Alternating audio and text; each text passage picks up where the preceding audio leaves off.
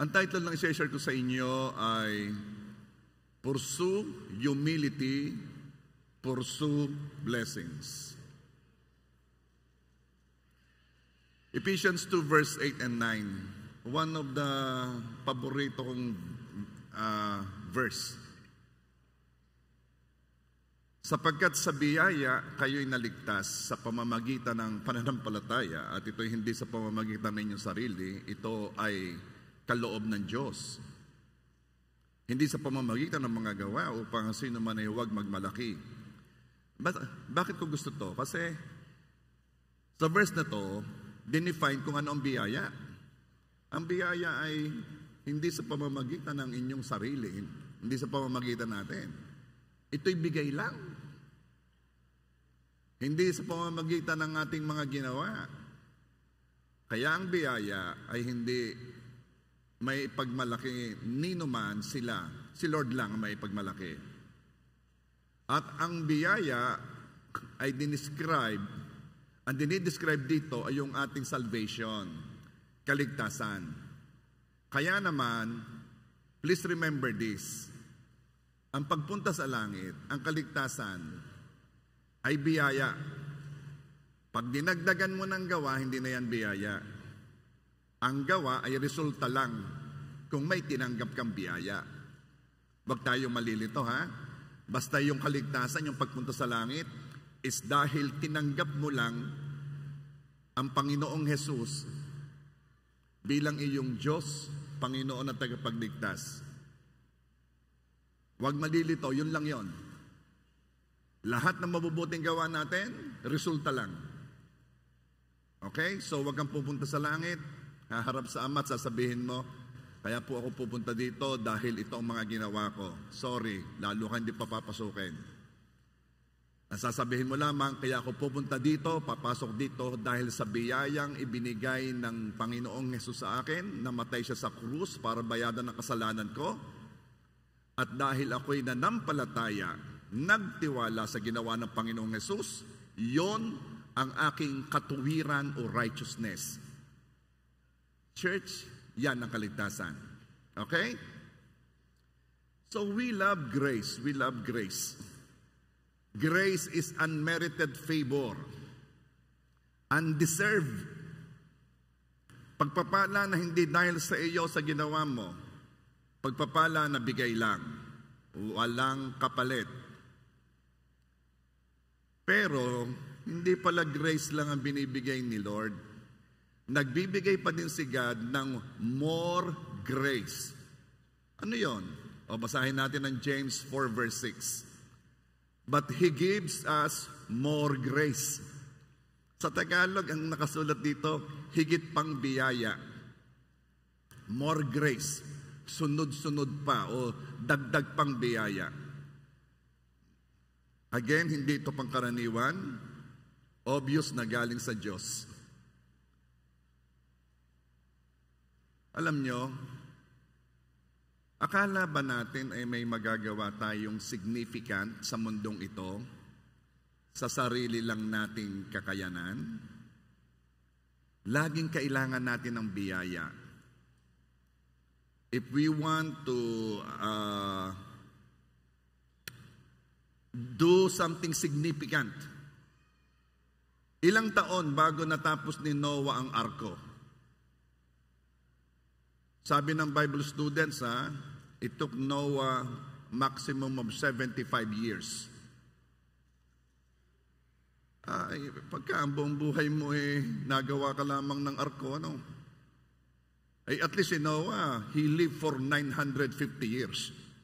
So yung 75, hindi marami yun, ano? Ilang taon bago nakarating sina Joshua sa Promised Land? 40 years. Ay nabuhay si Joshua ng 110 years. Pero alam naman po ninyo, kung nilakad ang daan papunta sa Promised Land from Egypt to Canaan, it will take only 11 days. 11 days kung may biyaya. 40 years pag wala. Ay tayo, how long shall we live? 70, pag malakas pa 80, at pagka mayroong bonus in 90, 100. Sa ikli ng taong yan, sa palagay mo, may magagawa ka bang significant, matindi, kung hindi ka bibiyayaan? Kung gusto, praise God. Kung gusto mo na sa maikling buhay sa lupa ay may magawa kang significant at maraming ma-accomplish, kailangan mo ng higit pang biyaya. Kindly say, more grace. Yan. Now, ang tanong, bakit hindi marami ang tumatanggap ng biyaya? Kasi wala tayo sa katatayuan para tanggapin ito. Ano pong ibig sabihin? Ang kailangan natin ay i-position natin ang ating sarili sa pagtanggap ng more grace o higit pang biyaya. Basahin ko sa inyo yung verse muli, pero itutuloy natin. It's James 4 verse 6. But He gives us more grace. That is why Scripture says, God opposes the proud, but shows favor to the humble. Yan. Ang more grace pala, o higit na biyaya, ay ibinibigay sa mapagpakumbaba. Hindi lang yon, ha? God opposes the proud. Ano sa Tagalog? Ang mga mapagmataas ay sinasalungat ng Diyos. Ibig sabihin, hindi basta pinababayaan ng Diyos, tinitiis lang ng Diyos ang mga mapagmataas. Hindi niya sinasabing, diyan ka na, hindi na kita papansinin. No. Sinasalungat talaga intentionally. Nilalabanan ng Diyos ang mga proud o ang mga mapagmataas. Kaya, sa halip na favor, ang tinatanggap, hindi lang sa wala, ha, kundi maganit ang pagpapala. Ito yung mga naunahan ako Hindi ako nakasali, hindi ako sinama, hindi ako napili, hindi ako nakapasa. May mga dumating na blessings pero maya-maya wala na, God. Maganit si blessings dahil inilagay natin ang ating sarili sa lugar na kung saan i-oppose tayo ni Lord. Bakit? Kasi mayabang tayo. Sabihin mo sa katabi, Amen ka. Alam mo, ang problema sa pride o sa pagiging mayabang, hindi natin alam pag meron tayo. Hindi alam ng mayabang na siya'y mayabang. Kaya, kailangan natin yung merong magpapamata at kailangan natin ng Holy Spirit. At wag mong babasta-bastahin ang being proud kasi malaki ang nawawala sa iyo. Okay. Bakit bumagsak si Lucifer? Pride. Ezekiel 28 verse 12. You were the seal of perfection, full of wisdom and perfect in beauty. Pinakamagandang nilalang si Lucifer. Ang mga anghel napakagaganda na. Pag sila'y nagpapakita sa Old Testament, ang mga tao ay lumuluhod, gustong sambahin. Paano mo malalaman kapag ka ang dumating kay Diyos at saka or anghel? Pag anghel sasabihin, tumayo ka, huwag mo akong sambahin. Pag Diyos ang lumabas, hindi ka papatayo, nahayaan kang sumamba sa Kanya. Pero ito pag lumalabas ang mga anghel, napakagaganda na, hangang-hanga ang tao. Si Lucifer ang pinakamaganda sa mga anghel. Isa siyang cherubim, a high-ranking angel.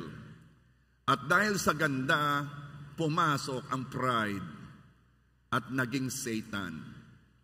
Ito ang sabi ni Lucifer, dahil masyadong bumilib na sa sarili. Isaiah 14 verse 14, I will ascend above the tops of the clouds. I will make myself like the Most High. Actually, ito yung the infamous 5 I wills Dalawa lang sinabi ko. I will make myself like the Most High. Tingnan mo, masyado nang naging lang ang sarili niya. Ay gusto nang maging Diyos eh. Okay. We know kung bakit bumagsak si Lucifer. Ang sunod na tanong, bakit bumagsak si Adan? Ang nanukso ay si Satan, yung serpent. Ang tanong, ano lang bang maiibigay ni Satan? Ay di kung ano meron siya? Pride.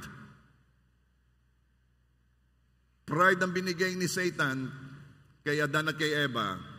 Bakit ba sinuway ni Adan ang utos ng Diyos na huwag kainin ng bunga ng puno na nagbibigay ng kaalaman sa mali at katotohanan? Ito ang reason kung bakit sinuway ni Adan at Eva. Genesis 3 verse 5. For God knows that when you eat from it, your eyes will be opened. And you will be like God. Yun na naman. Parang narinig na natin yun ano. And you will be like God, knowing good and evil. The same thing na ginusto ni Satan, I want to be like the Most High. Yun din ang temptation. You will be like God. Gusto nilang makatulad ng Diyos. Ayaw na nilang sumunod pa sa Diyos. Gusto nila sila'y Diyos na rin.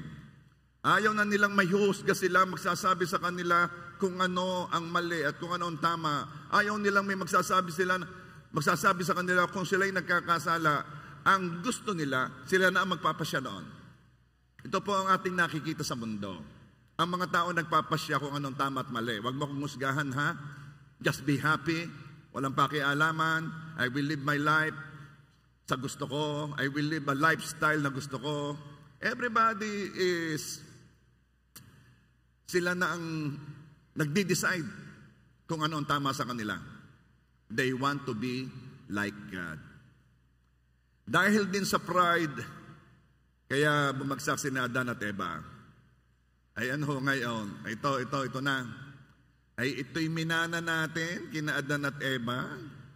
Ang alin ho? Pride. Ito'y napaka-natural sa tao. Mahirap man o mayaman, at marami sa mahihirap, mas matataas pa. Lalaki man o babae, bata o matanda, napaka-mapagmataas nating mga tao. Minana natin ito kay Adan at kay Eva. So, tingnan natin, paano ba kumikilos ang pride? Ito'y makikita, of course, yung pinaka-obvious sa kayabangan or arrogance. Ang paniwala niya, mas magaling siya kaysa sa iba. Alam ba ninyong may mga school na pag pumasok ka doon, talagang ilalagay sa iyong isip at damdamin na kayong pinakamahusay. Kayong pinakamagaling na school. Dala mo yung pride na yon.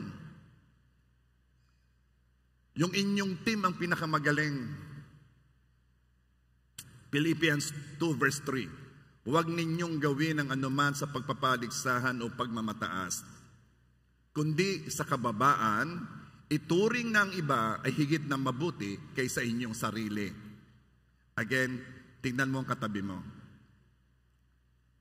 Ituring mo yan na mas mabuti kaysa sa iyo. Alahoy naman, pastor. Parang di ko matanggap. Kaya nga ituring. Kumilos ka, isipin mo, mas mabuti siya sa iyo. Iyon ang kababaan. Again, sabi ko sa inyo ha, huwag niyong babasta-bastahin ang pagmamataas, ang daming nawawala sa atin diyan. Kaya pag ikaw ay arrogante, ito'y lalabas sa boasting or pagyayabang. Ang gusto laging pag-usapan ay ang kanyang mga accomplishments. Kapag nagpapakilala, ang daming title pagkatapos. Ang gusto laging pag-usapan ay ang kanyang mga pag-aari, ang kanyang properties, ang kanyang bagong nabili. Ang gusto laging pag-usapan ay ang kanyang mga kasama, ang kanyang associations. Kaya maraming tao nagne-name dropping sa kagustuhan lamang mapa-associate. Alam mo, ay tunay na. Pagkakatawa sa akin ni gobernador, nung kami magkausap, gusto lang sabihin sila magkasama yan. Gustong ipagyabang. Bakit kaya? Kasi, una, baka may gustong patunayan. Kulang na kulang siya sa kanyang sarili, kaya kukuha siya ng ibang makakadagdag sa kanya. Gusto niya siya'y mapuri. Kaya mag-iingat kayo pagka may nagsalita na at sinimulan sa hindi naman sa pagmamayabang. Ayos na yun. Ay siya, magyabang na. Ay hindi mo man natanong. Ayan na nga baga Hindi na nga natanong, gusto pa sumagot. Hindi naman sa pagbubuhat ng sariling bangko. Magaling ka kung bangko ang bubuhatin Jeremiah 9:23. Ganito ang sabi ng Panginoon. Huwag magmapuri ang marunong sa kanyang karunungan. Kung ikay marunong, huwag na magmapuri, huwag na sabihin. Huwag magmapuri ang makapangyarihan sa kanyang kapangyarihan. Huwag magmapuri ang mayaman sa kanyang kayamanan. Verse 24, kundi ang nagmamapuri ay dito magmapuri. Kung meron ka ipagyayabang ito daw ang ipagyabang mo. Na kanyang nauunawaan at nakikilala ako na ako ang Panginoon. Na nagsasagawa ng kagandahang loob. Kung ikaw ay merong itaas mo ang Diyos mo, na ang Diyos mo ay mabuti. Ng katarungan at ng katuwiran sa daigdig, sapagkat sa mga bagay na ito'y nalulugod ako, sabi ng Panginoon. Kung hindi ka makatiis na hindi pagmalaki ang sarili mo, tapos narinig mo ito, naku, hindi pala dapat pero gusto mo pa rin magmalaki, ang ipagmalaki mo ay ang Diyos. Ang ipagmalaki mo lang ay ang Diyos. Alam mo pag halimbawa ay magkakausap, ay di kanya-kanyang payabangan na. Ay, talaga naman ako yan Gumraduate ako ng PhD. Ay, ako, kabibili ko lang ng Ferrari. Tapos sabi naman nung isa, ay tunay na tunay. Tumawag si Bongbong sa akin.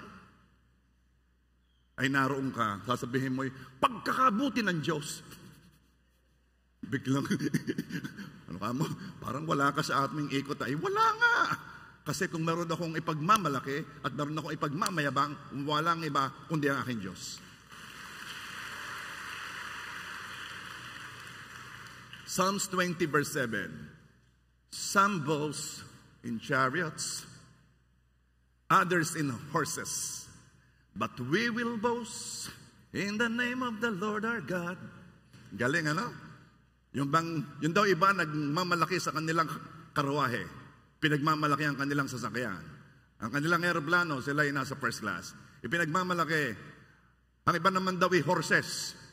Pinagmamalaki ang kanilang, kung ano man, ang kanilang hobbies. Pero tayo, but we will boast in the name of the Lord our God. Alam mo, masanay ka, wala kang ipagmamalaki kundi ang Diyos. Ang tawag doon ni biyaya. Ay, sige. Palakpakan mo na si Lord.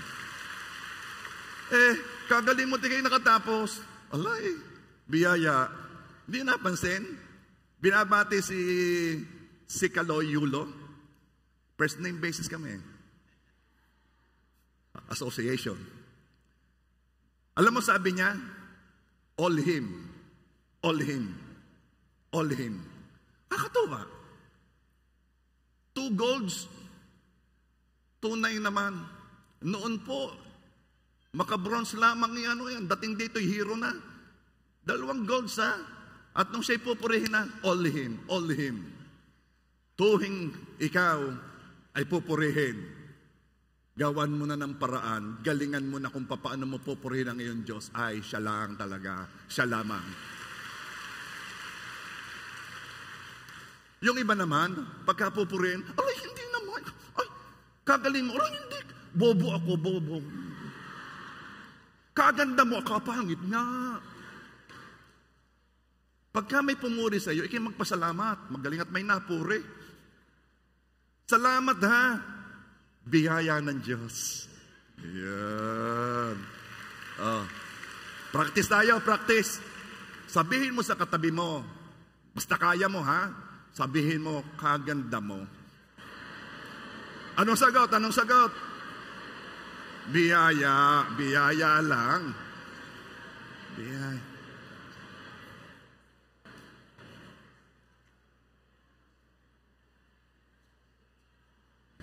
Tingnan mo, sabi ko lang naman may sabihin kaganda.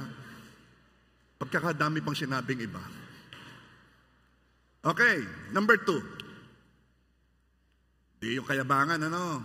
Yan ang mga mukha ng pride, self-centeredness. Iniisip ko ito sa Tagalog eh. Mahirap sa Tagalog. Sobrang focus sa kanyang sarili. Focus sa kanyang ginawa. Focus sa kanyang pangangailangan. Focus sa kanyang desires. Focus sa kanya. Alam mo kapag ikay focus sa iyo, malabo ang lahat. So hindi mo talaga makikita ang iba. Ay nakapokus ka sa iyo eh. Sa kasanayan, hindi mo na namamalaya na ganoon ka. Na ano ho, na ikay self-centered. Ang universe, ikaw ang sentro. Ang Venus, ang Mars, ang Jupiter, ay umiikot sa iyo.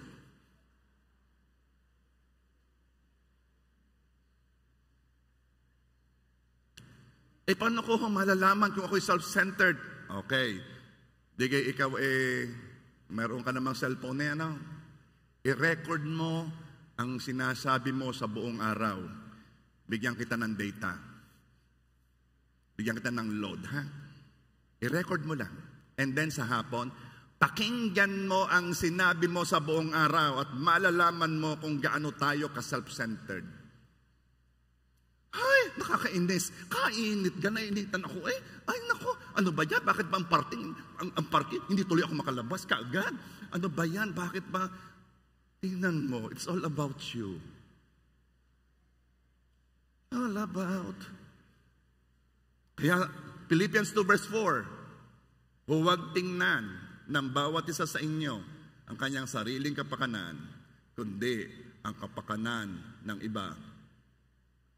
Para ikaw ay makaiwas sa pagiging self-centered, huwag mong tingnan ng iyo. Tingnan mong iba.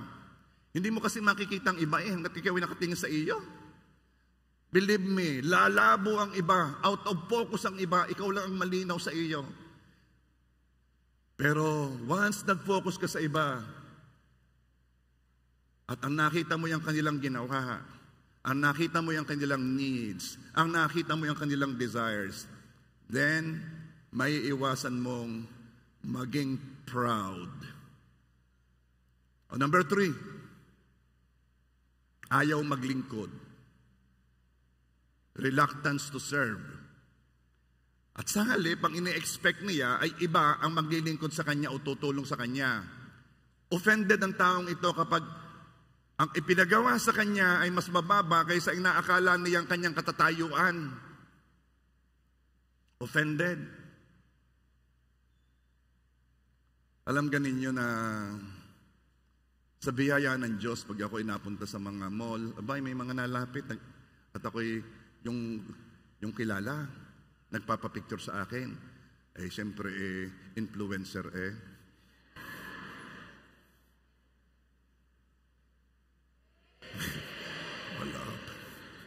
Wala pa eh. Pero, ako'y mas enjoy dito. Eh kami nasa SM, nasa grocery. Ay di ako'y, si Pastora ang nag-grocery, ako naman tagatulak ng cart. Eh pagka yung nagtatagal na ako, napapanood na rin ang kung ano ang mga nakadisplay. Ilang beses na akong napagtanungan. Kung nasaan baga nasaan daw ang mga sabon. Kita mo yung aisle na yon, pagkatatlo noon, doon. Hindi, sasabihin ko kay Melody, ako'y napagkamalan akong dicer. Pagkagalit niyan, sabi ko naman sa'yo, magbihis. Para ikaw Pero hindi. Masaya yon. Masarap yon. Hindi ako na-offend doon. Alam mo ba, pag ikaw ang napapagtanungan o nalalapitan, it means you have a yes face. Kindly say, yes face. Mukhang naka-yes. Ika'y approachable. Tingnan ninyo, may mga mukha na hindi mo tatanungin. Itanong mo nga dyan ang daan. Bakit? Ewan ko. Yung mukha niya hindi yes face. Pero kayo, lahat kayo yes face. Yung approachable kayo. Ala?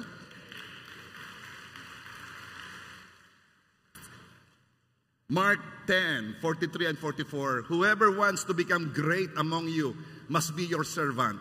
And whoever wants to be first must be slave of all. Wag mong wag mong iwasan yung ikaw ay magse-serve, ikaw ang mag-guide, wag mong iwasan. Enjoy mo. Yung nakakawala ng yabang, nakakawala ng the sense of being entitled. Ako'y ganito kailangan Sino nakakakilala kay Aldrin?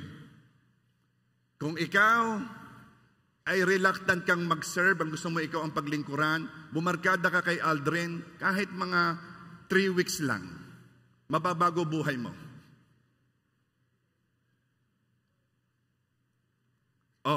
Number 4. Ito, kokonti ang taong ito. Number 4, ayaw tumanggap ng mali.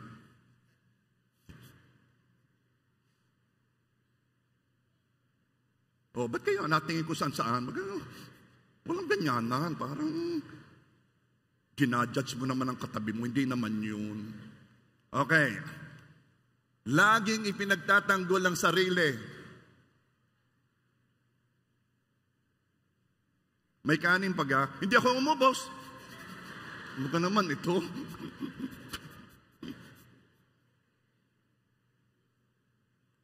Meron siyang need to be right. Meron siyang pangangailangan siya maging tama. Pag may nag-criticize o nagbigay ng negative feedback, napaka-defensive.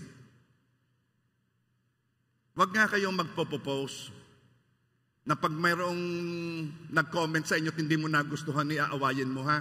Kaya ka baga, post ka ng post. Nilagay mo na sa public yan, gagawin. At sasabihin mo, doon ka mag-comment sa wall mo. Pag may nag-criticize sa iyo, ang ibig sabihin noon, sikat ka, napapansin ka Huwag kang napaka-defensive. Kaunting offense, aggressive agad ang response. Bakit ang iyong buhok yata ay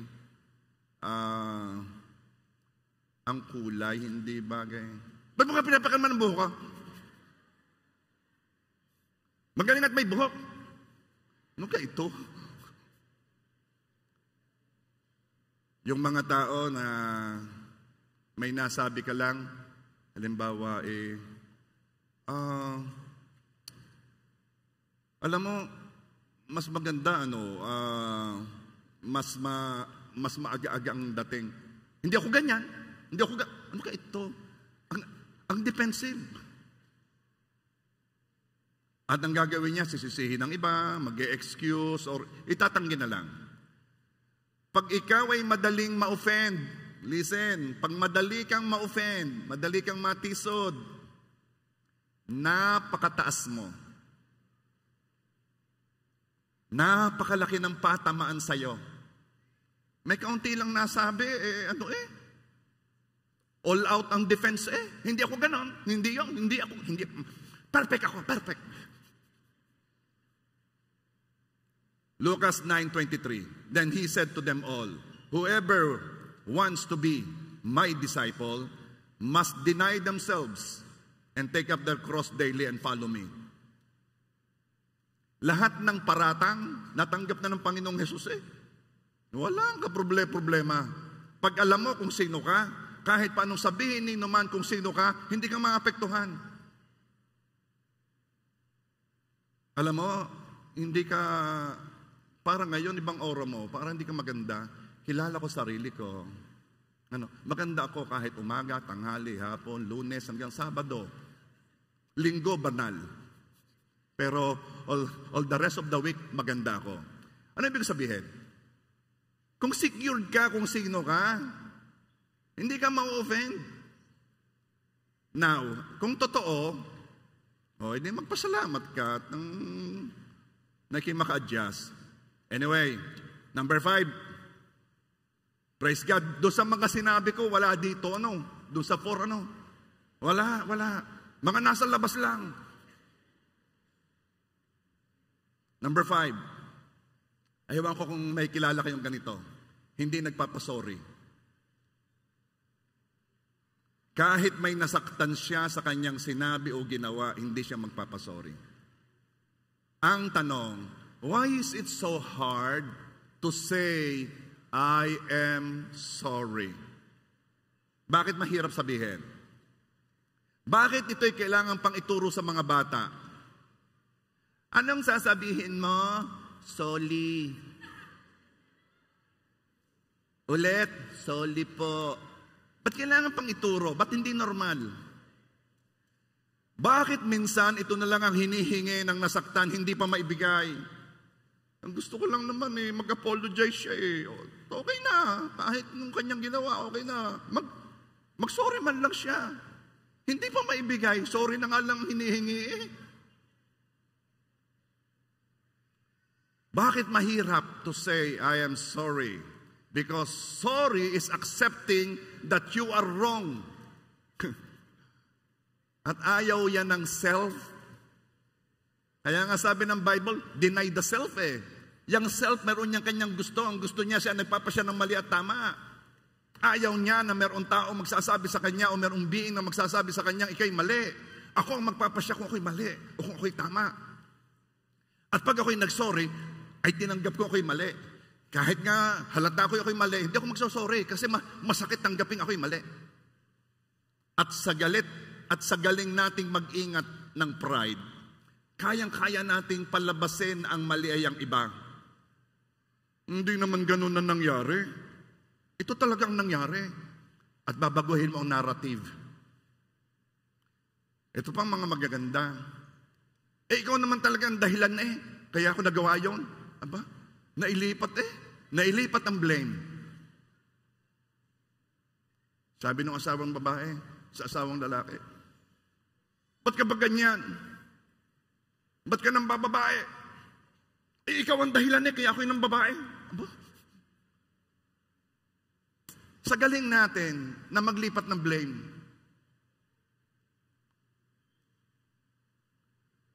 Paano naman yung ginawa mo noon? Halimbawa, bakit ikaw parang mataas ang boses yata? Tanda mo na 1 linggo. No, ikaw ang mataas ang boses. Ano kayo? Ano pa mga style? Para yun lang. Ikaw na may napaka-sensitive. Balat sibuyas. Para yun lang Ano kaya ito? Ba't hindi pa mag-sorry? Are yung mga dahilang ay tapos kung nag-sorry na. Ito pang mas malimit. Ganito na talaga ako. Di kayo simula nang makilala mo ako'y ganito na. Ay, ang sasabihin lang sorry Hindi. Ganito na ako. Ay, di kayo nung ako'y napangasawa mo, ako'y lasing ko na. Ba't ka totoong ikaw totoong nagre-reklamo? Hindi ko naman tinago sa iyo, ako'y maglalasing. Ba't mo nire-reklamo ngayon?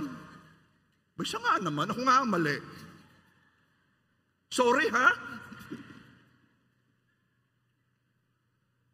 Practice tayo, practice. Sabihin mo, wag na sa katabi dahil lagi nang doon sa katabi mo sinasabi. Doon sa kabilang katabi. Sabihin mo, I am sorry.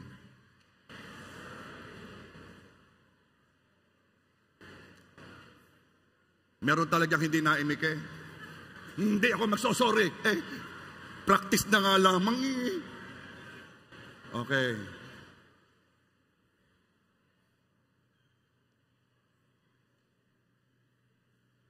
Question. Di ba? Madaling sabihin? Di ba? Abay, sagot naman kayo. Yan. Now, sabihin mo yan talaga sa sinaktan mo. Ay, walang ganyanan, pastor. Walang ganyanan. Bakit?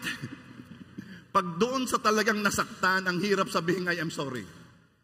Pero ang dali naman sabihin, I am sorry, sorry na. Pero pag doon sa nasaktan, ang hirap sabihin. Bakit pag kailangan ng sabihin, kahirap sabihin? Why?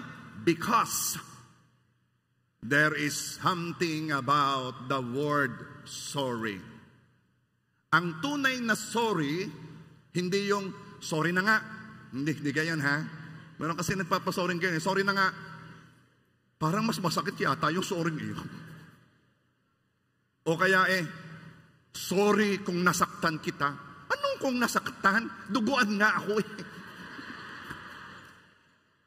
Parang hindi ka sure eh. Yung sincere na sorry, I am wrong. I was wrong to say that. Sorry. Yung sincere na sorry has the power to take the pain away from the person that you hurt. Yung sincere na sorry may kapangyarihang mag-alis ng pain sa taong nasaktan mo. That's the power of sorry. Iba kapag nagpa-sorry yung nagkamali, sorry na ha, gumagaan agad ang pakiramdam ng nasaktan. There is power in the word sorry. Kung gusto mong ikaw ay pagpalain, ilagay mo ang tayo mo sa posisyon na ang biyaya ay pwedeng dumaloy sa iyo. Doon ka pumunta sa ikay mapagpakumbaba. Doon ka pumunta sa talagang binababa mo ang pride mo. Doon ka pumunta sa kaya mong mag-sorry. Meron ba ditong mag-asawang magkatabi? Mag-asawang magkalayo? Abay, meron din nga eh. Nasa asawa mo. Wala dito. Pero narito. Malayo lamang. Baka naman nag-aalaga ng bata. Talaga nasa likod. Sige. Kung ang asawa mo katabi mo, ikaw muna lalaki ang magsabi sa iyong asawang babae, I am sorry. Lalaki, pigilan mo ang sarili mo, magpakalalaki ka, wag! Wag mo sasabihin, macho tayo, macho.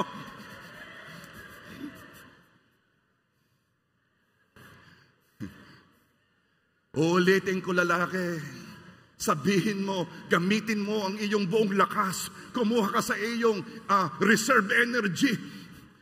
Sabihin mo, I am sorry. Sabi ng lalaki,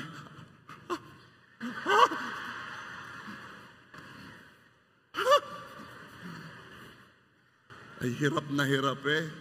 O siya, habang nag-iipon ng lakas yung mga lalaking yung mag-sorry, babae, may paalala ko sa iyo. Baka hindi mo alam, matagal ka ng mali.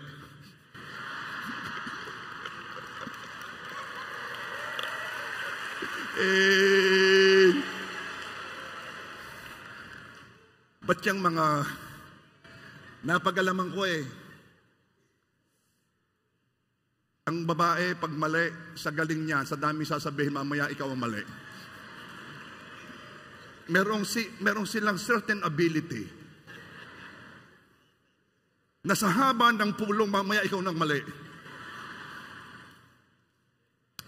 Oh girls, baka naman ito ngayon mo rin lang sasabihin.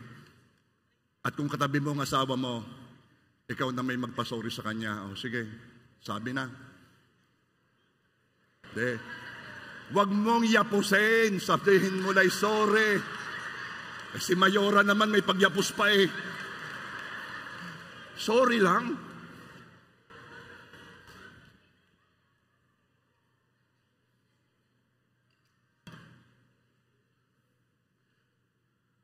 Sorry ay pagpayag na ikaw ay mali. At masakit yan sa self, ang tanggapin siya'y mali. Saying sorry hurts the self, hurts the pride. That's why saying sorry is dying to self. Maraming hindi tumatanggap ng more grace kasi mahirap iposisyon ang sarili sa katatayo ang tatanggapin ito. Mahirap magpakumbaba. Paano ba magpakumbaba? Tingnan ninyo ha. Noong tinempt ni Satan, sina Adan at si Eva, hindi nilabanan ni Adan at ni Eva si Satan. Hinayaang magsalita sa kanila. Kaya anong resulta? Nagrebelde na rin sina Adan at si Eva sa paghahari ng Diyos katulad ni Lucifer. Ayaw na rin ni Eva at ni Adan magpasakop sa Diyos. So papaano magpakumbaba? Ibabalik natin ang nawala kina Adan sa paraiso. James 4 verse 7. Kaya nga, pasakop kayo sa Diyos. Labanan ninyo ang dyablo at lalayuan niya kayo. Pasakop kayo sa Diyos. Hindi na si self ang magpapasya ng tama at mali.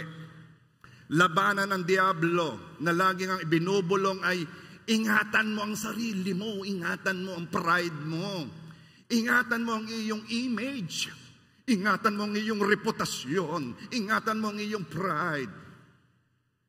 Labanan mo ang dyablo kapag bumubulong na yan. Huwag mong pakaingatan yan, mamatay ka sa iyong sarili. Pasakop ka sa Diyos, ibaba mo si pride, die to self.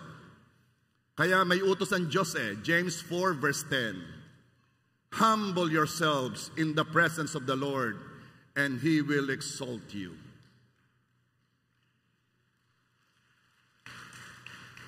Pakumbabain natin ang ating sarili ha. Huwag ninyong pagpakumbabain ng iba. May mga taong katataas, lagi ang mga style, tuturuan ko ito ng leksyon. Gusto niyang siya ang magpapakumbaba sa iba. Ito'y mamaya, ito'y lalapit sa akin. Pakukumbaba. No! Ang pakumbabain mo'y sarili mo. Kung hindi mo pakukumbabain ng sarili mo, Diyos ang magpapakumbaba sa iyo. Hindi, parang masaya, no? Ang Diyos ang pakukumbabain ka. So ikaw na mag-humble sa sarili mo. Sabihin mo, may blessings ang mga humble. Okay, ha? Listen. Kung gusto ni Lord pagpalain ka, kung gusto ni Lord i-promote ka, kung gusto ni Lord i-exalt ka, sa palagay mo, anong gagawin ni Lord?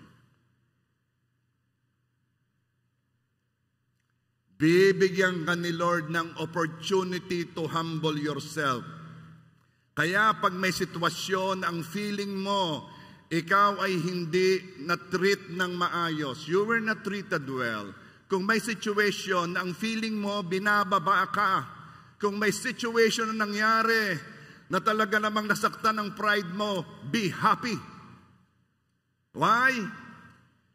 Gusto ka lang itaas ni God.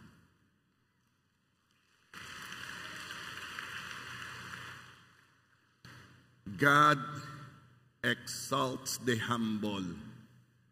Every opportunity to humble yourself is a promotion waiting.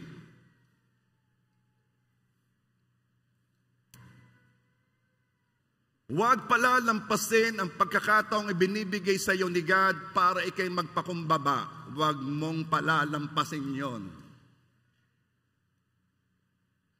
Pag gusto mo nang sumagot, gusto mo nang idiin na ikay tama, gusto mo nang may ipagmalaki dahil sila may mga pinagmamalaki, gusto mo na rin itaas ang sarili mo, pigilan mo pagkakataon nyong magpakumbaba. At ang itaas mo'y ang Diyos. Alam nyo, malimit kami magkasal Okay? Limit ako magkasal.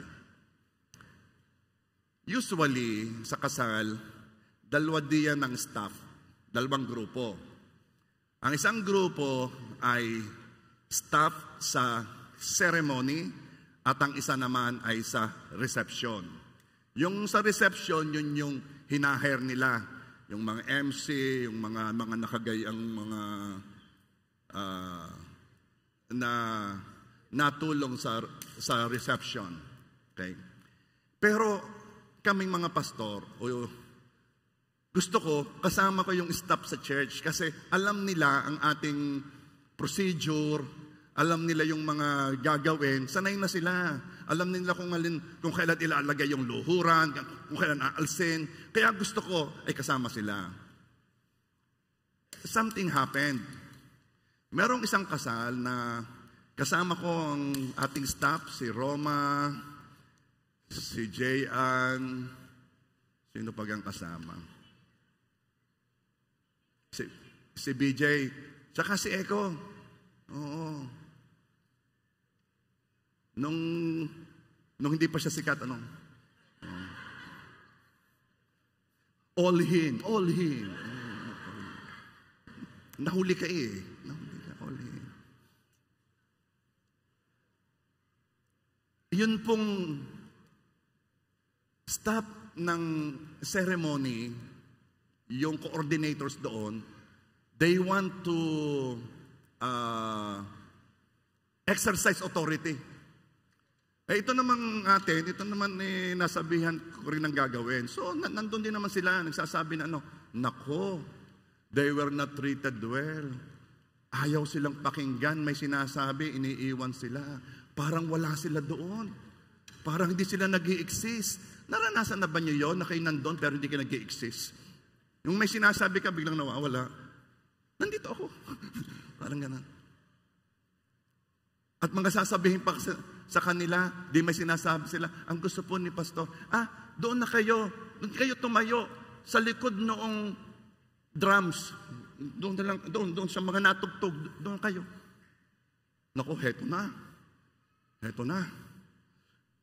Kita ko na, naapektuhan na yung dalawa, naapektuhan na. Sabi nung isa, kung hindi lang ako born again. Okay, hindi nila alam. Gusto silang itaas ni Lord. Kasi binigyan sila ng opportunity to humble themselves. Yung mga humbling experience, opportunity yun na binibigay ni God for your sake, for your benefit. Bakit? Kasi pag napagtagumpayan mo yon, then God will exalt you. Itataas ka ni Lord. Ay napagtagumpayan po ba nila? Nino? Ni Roma? Of course naman. Yes. All him. Yan. Lagi kayong padadaanin ni Lord sa mga ganyan. May kinasal uli ako. Ay ang kinuhang coordinator kung saan ka nakuha yun, hindi kami kilala. Ay heto na, dumating na si Pastora Melody. Automatic yan Alam niyo yung merong gift of administration? Ay, wala yan Task-oriented yan Ay di doon yung mga nakagaw na siya. Ninang yata, o proxy sa ninang yan. Ano bang tayo mo? Proxy, okay. Punta siya doon. At heto na, aayusin na yung silya. Ganito kasi, usually, ang tayo ng silya, nakatalikod sa tao. Ay di nakatalikod naman yung mga ikakasal sa tao, hindi makikita ng tao yung make-up na 5 oras ginawa. Ako'y hanga sa nagmay-makeup, At pag ang kasal ay 10:00, 1:00 ng madaling araw ang gisingan. Ano ba pagkagagawin doon? 1:00 hanggang 9:00, make-upan ng make-upan? Anyway, kaya yung mga silya, ihaharap yan sa taong medyo harap ng kaunti, nakaharap sa akin. Heto na si Pastora Melody, diretso doon. Biglang may sumigaw. Hey! Huwag mong galawin! Ay, di napatigil si Pastora Melody. Heto naman ako. Ay, ano namang mararamdaman ng asawa na sinagawa ng kanyang asawa ng ganon? Sabi ko, ba mo sisigawan ng asawa? Sa isip ko lang Pastor. Huwag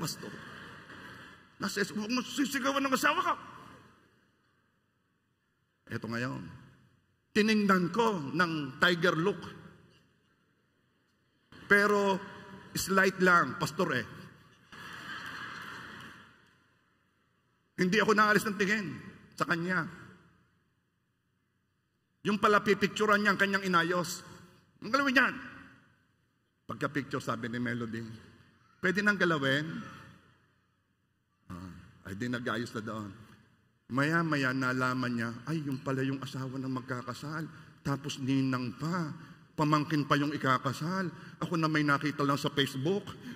Yung coordinator. Kanina mataas ang boses.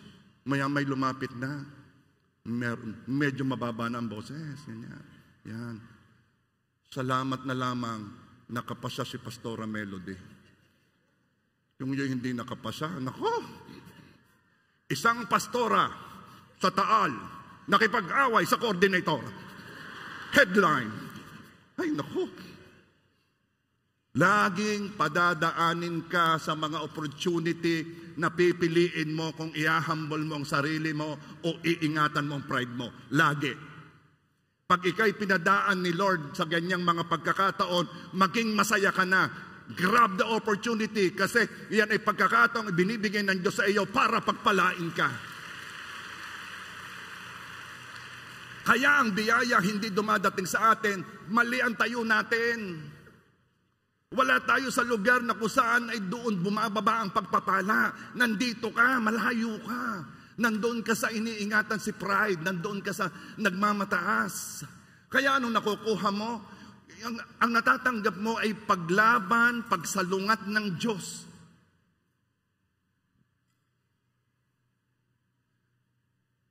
Instead of choosing to be offended, trying to defend your reputation, protecting your ego, preserving the self, die to self.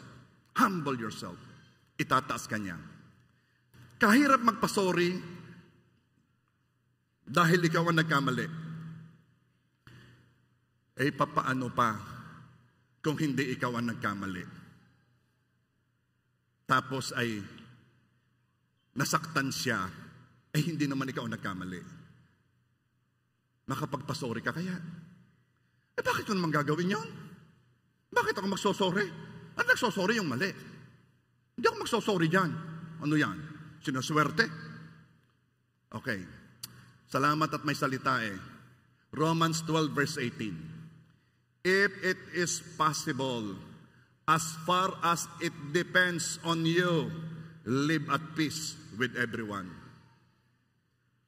Eh, may galit sa'yo. Akala'y ikaw. Hindi talaga maniwalang hindi ikaw. Eh, kung yun lang ang kailangan para magkaroon ng kapayapaan, eh bakit hindi mo ibigay?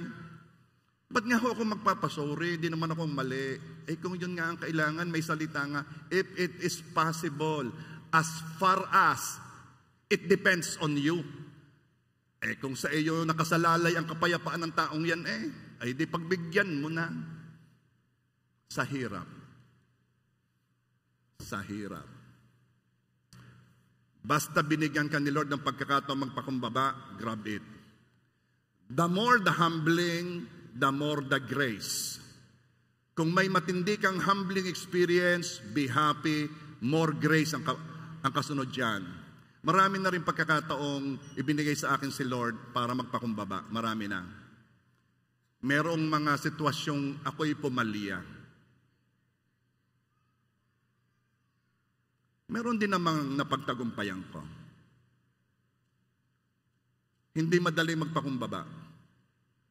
May mga pagkakataong ako ay nagsorry, ako ay humingi ng tawad sa bagay na hindi ko kasalanan. Ang sinabi ko nilang, I am sorry, hindi ako nag-explain. Sumarap ang pakiramdam niya. Pero ako, umuwi ako na I hate myself for doing it. Yung isang pagkakataon, hinahampas ko ang manibela ng sasakyan Sabi ko, ba't ko nagawa yung? Naikwento ko sa tatay ko, sabi ng tatay ko, Ito, you stoop too low. Masyado kang yumuko. At sinabi ko sa kapatid ko, sabi ng kapatid ko, yeah, ginawa mo yun doon? Ilang buwan na ako'y nasasaktan pa. Gayon pala ang pagpapakumbaba. Masakit sa self, dying to self.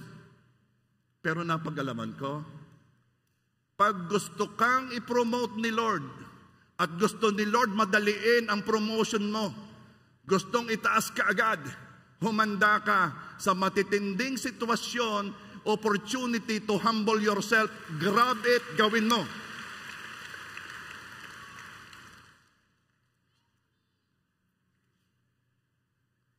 The last time I did it, another time, akala ko'y dahil nagawa ko na noon, mas madali na sa susunod.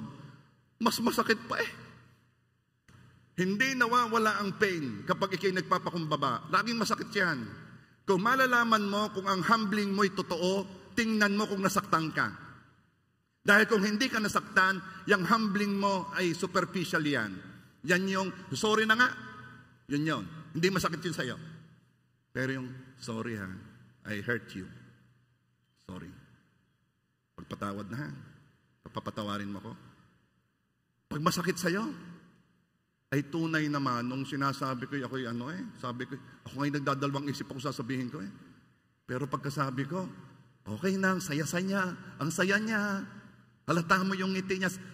Sabi pa nga sa akin, ayun lang naman ang hinihintay ko eh. And then umalis na, hindi ako ang may kasalanan, sure na sure ko. Pero alam ko, miski explain ko sa kanya, di siya maniniwala. At ako'y umalis. Again, lupay-pay ako. Masakit pa. Masakit pa lang magpakumbaba. Kung dito, gusto mong ikaw ay itaas ng Diyos, listen to me. Akala mo'y simple ang pagpapakumbaba? Try it. Try it. Pero manda ka. Totoo ang sabi ng Panginoon. Humble yourself and God will show favor to you.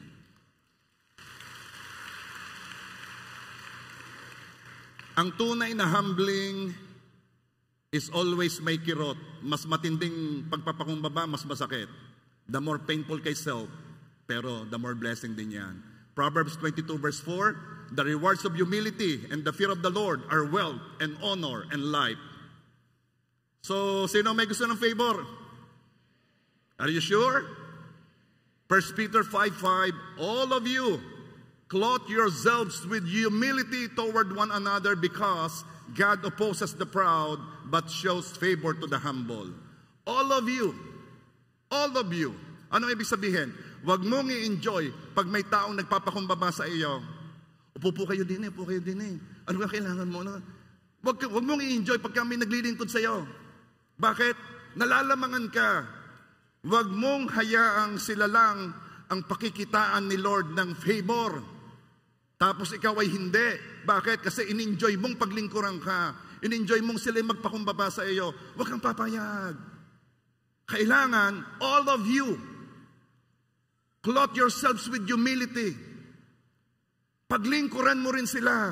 Ang labanan ay pababaan. Dito sa mundo, ang gusto natin tayo pinaglilingkuran. Pero sa kaharian ng Diyos, ang labanan ay pababaan. Alam naman ninyo, tinasabi ko na noon, kapag ang tubig, kapag ang ulan ay bumuhos, magsisimula yan sa pinakamataas na lugar. Pero hindi yan titigil doon. Tatama sa bubong, aagos yan sa baba. Pupunta sa sahig, hindi pa yan titigil doon. Maghahanap yan ng pinakamababa. At doon siya titigil. Ganun ang pagpapala. Hahanapin niya ng pinakamababa. Hayaan nang wag magpakumbaba. Ay, masakit pala eh. Well, let this be your motivation. Kung hindi mo gusto ang favor of the Lord, let this be your motivation. Na ano? Na ikay nagpapakumbaba para kay Lord at para makamukha ni Kristo. Babasahin ko sa inyo ang verse na to. Philippians 2 verse 5. Magkaroon kayo sa inyo ng ganitong pag-iisip na kay Kristo Jesus din naman. Have the same mind of Christ.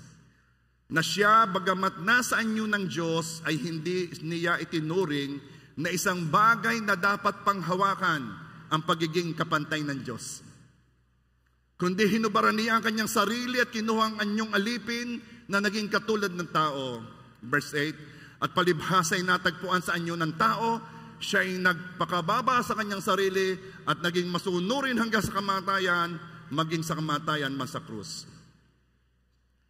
Ginawa ni Jesus ang opposite ng ginawa ni Adan.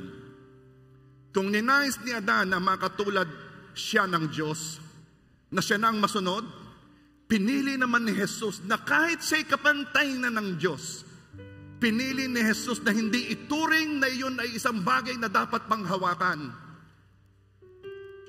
Pwedeng si Jesus ang masunod, pero hindi yung ginawa ni Jesus at siya'y nagpakumbabatang sinabi, kung ano lang ang nakikita ko sa Ama, yun ang aking ginagawa. Lord, let your will be done. Not my will, but your will. Sa halip, pinili ni Jesus na maging isang alipin, isang servant. Binawi ni Jesus ang nawala kay Adan. Itinama ni Jesus ang pagkakamali ni Adan. At anong resulta ng pagpapakumbaba ni Jesus? Philippians 2 verse 9, kaya siya naman ay itinaas ng Diyos at siya'y binigyan ng pangalang higit sa lahat ng pangalan. Ganon lagi ang resulta ng pagpapakumbaba. Tinataas ng Diyos. Alam nyo, inaawit natin lagi yung walang katulad ng Diyos. Ano? Pero sa palagay ninyo, bakit walang katulad ng Diyos?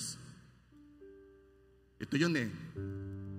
Walang relihiyon na may Diyos na nagpakababa.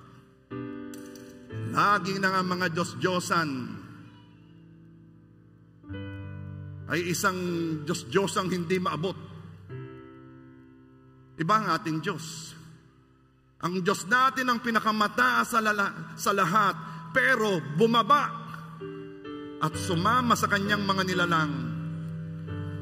Tayo lang ang may Diyos na hindi lang nagnais na makasama tayo, kundi nais ding makipag-isa sa atin.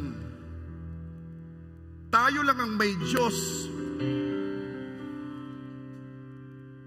na hindi inisip na makakababa sa Kanya, na siya'y makipag-isa sa Kanyang nilalang. Damhin, ranasin ang dinanas ng Kanyang nilikha. Tayo lang. Diyos na handang ibaba ang Kanyang sarili. Sukdulang pagdusahan hanggang kamatayan ang pagpapakumbabang iyon. Sobra ang ating Diyos. Wala talagang katulad. Isang Diyos na napakataas pero binaba ang sarili para sa atin. And let us have the same mind, the mind of Christ. Let's humble ourselves and let's be ready to be promoted, to be blessed, to be favored. Come on, church. Worship your King.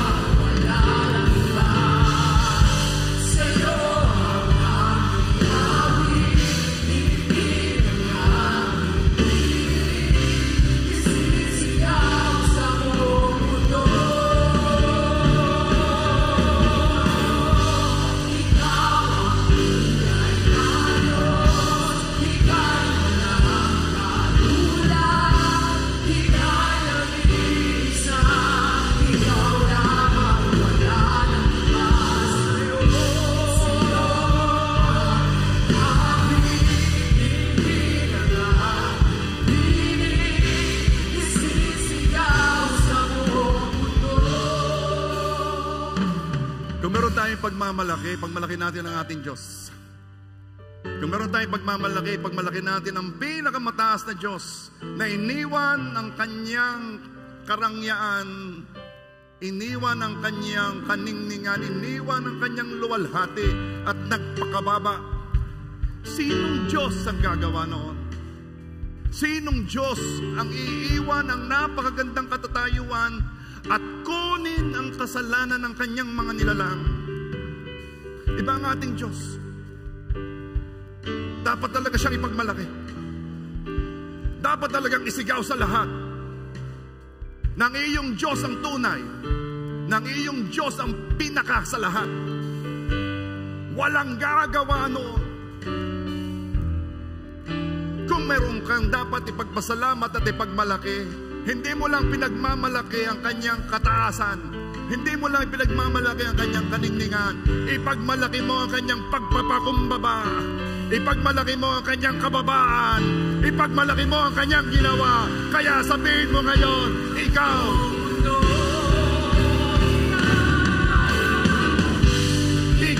ang tunay na Diyos, ikaw ay walang katulad, ikaw ay nag-iisa, ikaw lang ang walang iba. Sa'yo ang aming awit, isisigaw sa buong mundo. Ikaw ang tunay na Diyos, ikaw walang katulad, ikaw ay nag-iisa, ikaw lang ang walang iba. Sa'yo ang aming awit, hingin ang aming hiling, isisigaw sa buong mundo. Ikaw ang tunay na Diyos, ikaw walang katulad, ikaw ay nag-iisa, ikaw lang ang walang iba. Sa'yo ang aming awit, hingin ang aming hiling, isisigaw sa buong mundo. Let the people of God sing.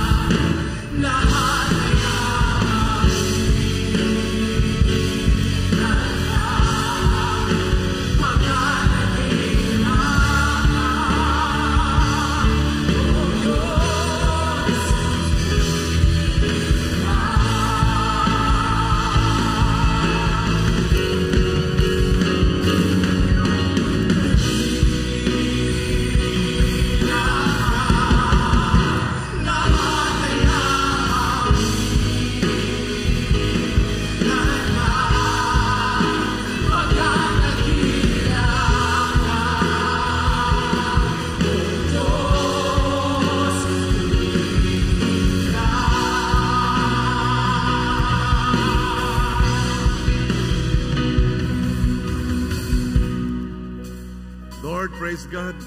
Thank you for revealing to us. Hindi ka lang namin itataas dahil ikaw ang pinakamataas sa lahat. Itataas ka rin namin dahil ikaw ay nagpakumbaba sa lahat. Salamat, Panginoon. Napakabuti mo. We love you so much. This we pray in Jesus' name.